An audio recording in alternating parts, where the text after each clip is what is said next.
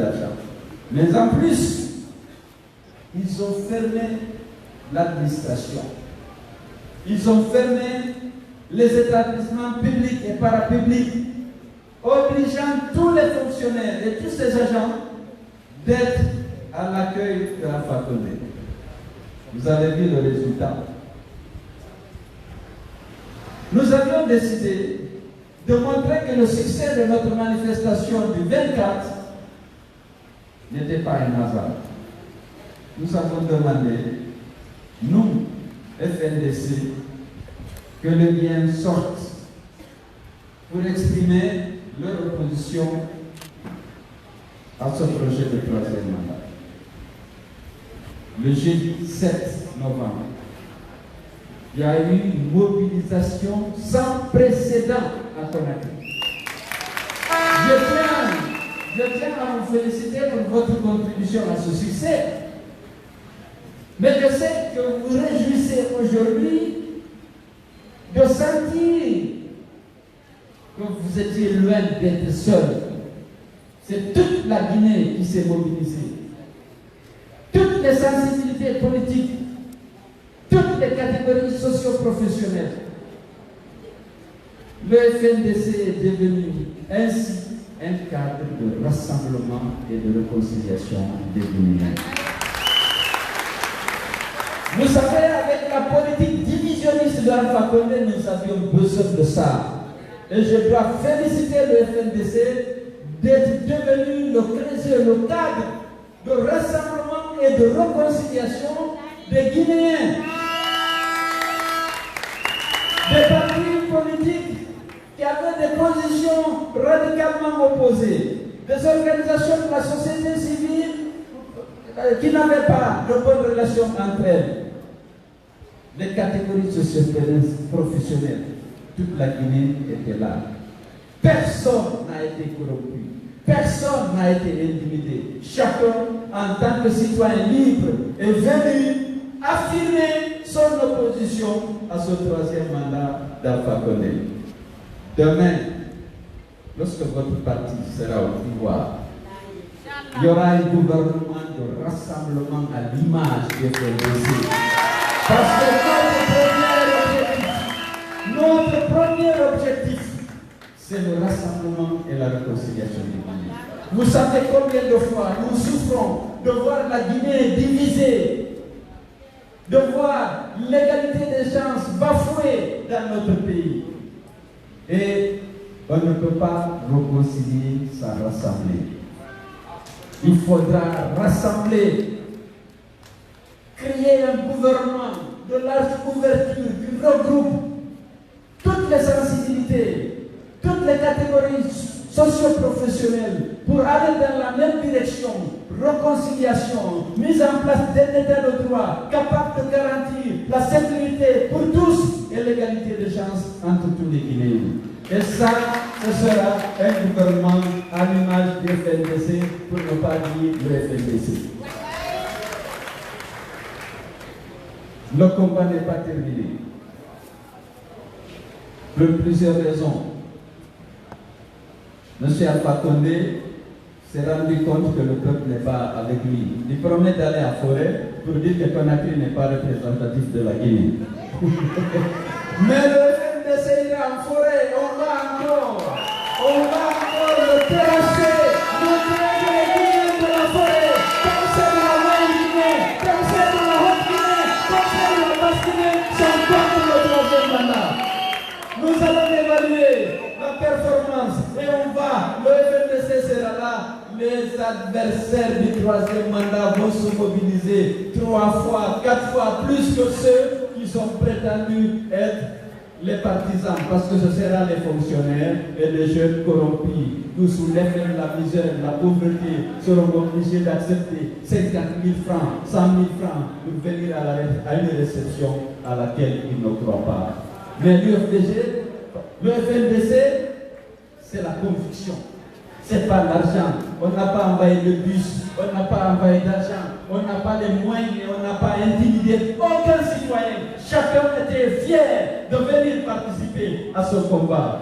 Je tiens à vous féliciter et à féliciter tous les citoyens guinéens qui ont donné à cette mobilisation cette ampleur sans précédent, jamais vue à Conakry. Parce que nous étions rassemblés, la Guinée dans sa diversité était là pour dire non à Alpha Condé. On espère qu'il va déchiffrer son message et prendre ses responsabilités pour faire comme De Gaulle à Alger en juin 58 pour dire je vous ai entendu. Parce que le message était clair. Ce monde, cette marée humaine qu'on a vue. Et je dois vous féliciter pour autre chose. C'est la discipline, la retenue. J'ai vu les manifestants ménager des usagers de la route pour leur frayer un passage dans le respect. Aucune voiture a été caillassée. Vous avez vu de la tannerie à l'aéroport, les magasins, des gens connus comme étant des gens de RPG étaient ouverts. Les parcs auto étaient là avec les voitures. Il n'y a eu aucun acte de violence. C'est ça le FNDC. Alors, M. Alpha Condé a toujours tendance à présenter le FNDC ou l'opposition comme les sources de la violence. Vous avez vu la démonstration hier. Comme les policiers, les gendarmes qui provoquent étaient loin où s'est passé dans le cadre. J'ai vu les étalagistes au bord de la route. Personne n'a piétiné un étalage. Mais j'étais fier parce que je n'aime pas la violence. J'aime que chaque citoyen se respecte dans ses choix. Si je choisis de ne pas participer, alors c'était toute la Guinée qui était là aujourd'hui. Ce n'est ni la moyenne Guinée, ni la haute Guinée, ni la forêt. C'était toute la Guinée qui était mobilisée pour lui montrer qu'on n'est pas d'accord avec son projet.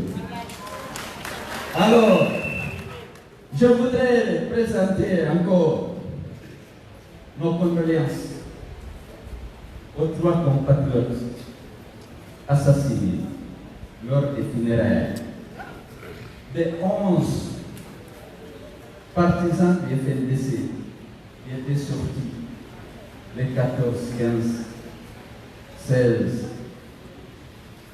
et 17 et qui n'étaient pas rentrés dans le domicile. Fauchés, ils étaient par les forces de défense et de sécurité. Les actes commis le lundi passé dépassent l'entendement. Pulvériser un cortège funèbre de gaz lacrymogène, tirer sur un cortège funèbre n'est pas guinéen ni africain. L'action de la famille, c'est toute la famille qui vient, tous les voisins, tous les parents qui se mobilisent pour combattre à la douleur. Nos soldats, nos policiers, nos gendarmes, que nous payons par nos impôts, que nous habillons par nos impôts, que nous formons par nos impôts pour assurer notre sécurité. Ils ont eu ce comportement. Mais où va la vie? C'est extrêmement grave. Je sais que vous voyez des bombes lacrymogènes dans les cimetières. C'est la première fois. Depuis 2011, nous enterrons. Mais jusqu'à présent, il n'y a pas eu de mort à l'occasion du funérailles. Qu'est-ce qui se passe? C'est la panique, la volonté d'intimider. Et surtout, ils avaient peur que la manifestation du jeudi réussisse. Mais aller jusqu'à tuer des gens qui viennent combattre à la douleur des familles et prendre part à l'inhumation des victimes, ça dépasse l'entendement. Mais Dieu est grand. Dieu est grand. Vous savez, les fins de règne, il y a beaucoup de signaux qui arrivent. Ces comportements comme ça ne doivent pas être anodins. Certainement, il y a quelque chose derrière. Sinon, on ne peut pas se comporter comme ça. Et dire après que c'est le vent qui a orienté les bombes lacrymogènes vers le cimetière. Dieu va les payer. Parce que Dieu a demandé que les morts soient respectés, qu'ils soient enterrés dans la dignité. Et ils ont trouvé le moyen de violenter, de tuer, de blesser, d'humilier à l'occasion d'une inhumation de gens victimes de l'injustice. Je voudrais donc présenter mes condoléances à ceux qui ont perdu des proches. Nous avons hier rendu visite aux 3 familles. Et je dois vous dire que maintenant, il y a 16 morts. Je peux vous donner la liste, vous n'en avez pas besoin. Il y a 16 morts, 13 à Conakry, 2 à Mamou, 1 à Marella, à l'occasion des manifestations contre le 3e. 13 à Conakry, 2 à Mamou, 1 à Marella. Nous avons enterré 11, mais il y a eu aussi les 3, plus maintenant les 2 de Mamou et de Marella. Donc, c'est le combat, j'ai dit, il est loin d'être fini. La prochaine manifestation, il faut qu'on double la performance. Ce sera le FNDC à l'ancien mot d'ordre pour jeudi. Je sais qu'il fait chaud. Je sais que les gens ont été extrêmement courageux. Et le jeudi, c'est de l'aéroport au Palais du Peuple.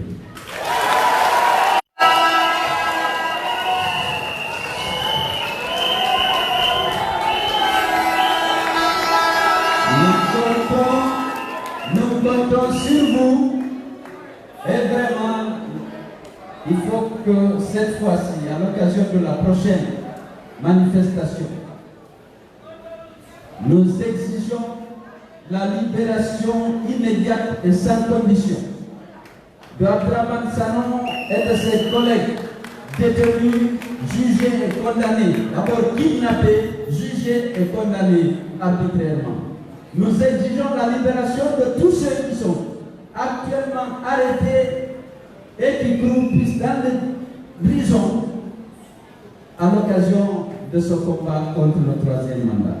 Et donc la marche du génie, c'est pour dénoncer le 3e mandat et exiger la libération de nos camarades arbitrairement détenus. Je vous remercie.